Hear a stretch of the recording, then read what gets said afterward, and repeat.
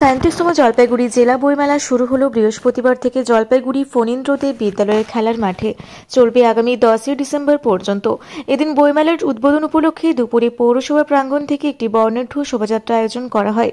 শোভাযাত্রায় বিভিন্ন বিদ্যালয়ের পড়ুয়া থেকে বিশেষ অতিথিরা, স্বনির্ভর গোষ্ঠীর মহিলারা এছাড়াও বিভিন্ন স্তরের মানুষেরা অংশগ্রহণ করেন।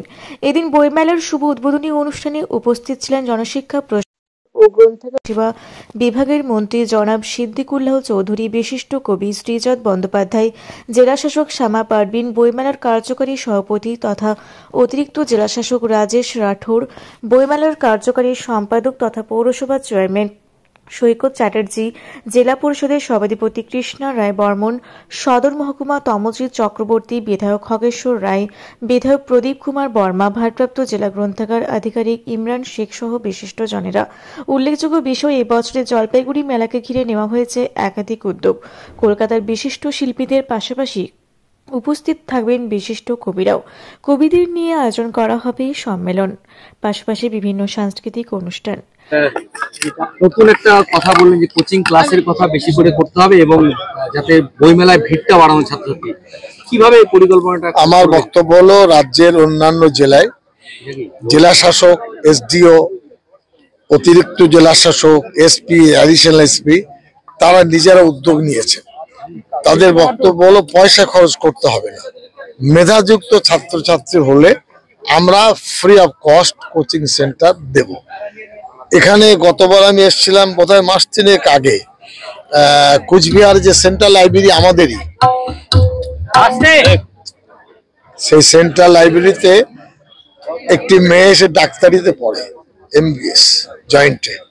সে বলছে, স্যার আমার মতো ওই বই চাই, আর 2 দিন অপেক্ষা করো। আমি অনুভব করলাম যে বইমুখী ছাত্রছাত্রী হতে চাইছে। তো আমরা যদি সরলীকরণ করি তো তাহলে সেই সমস্ত ছাত্র উপকৃত। মেধা কিন্তু ছেলে মেয়েদের আছে, উপযুক্ত পরিবেশ নেই। আমরা কলকাতায় সেন্ট্রাল লাইব্রেরিতে রিড ইউর অন বুক একটা কর্নার করেছি। নিজের বই নিজে পড়ো, বাড়িতে পড়তে পারে না, সময় নেই, নিয়ে এসে নিজে পড়ো, চলো আর কি, ব্যাস সেই সিস্টেম। আমি বলি, এখন প্রশ্ন হলো, আমরা তো আমাদের ফর্মুলা নিয়ম নীতিকে বলতে পারবো। প্রায় ধরুন 1 কোটি বোধহয় 81 লক্ষ টাকা গত 22-23-এ মানে গড় আমরা পশ্চিমবাংলায় বোধহয় 600 কি 650 গ্রামে দিয়েছি আমরা, যারা বই কিনবে, বই পড়বে এবং পড়াবে। বোঝা যাচ্ছে যে তাদের কাছে দাঁড়ালে এটা সহজ।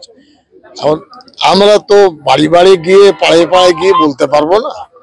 আমরা আমাদের যে বাজেট, সেই বাজেটের ভিত্তিতে আমরা দিতে চাইছি। তবে বাঙালিদের বাংলা ভাষা বা বাংলার প্রতি পড়াশোনা মোহ কমে গেছে, এটা আমি অকপটে স্বীকার করছি। এটা কিন্তু শুভ লক্ষণ নয়।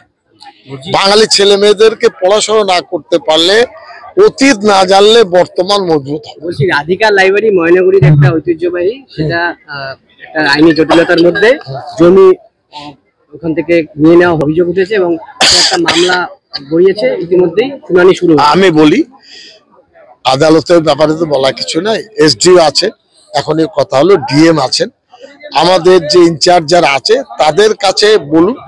ওই এলাকার যারা পাঠক তারা যদি একটা চিঠি দিয়ে বলে যেটা আমাদের প্রয়োজন, আমরা অ্যাকশন নিতে পারবো।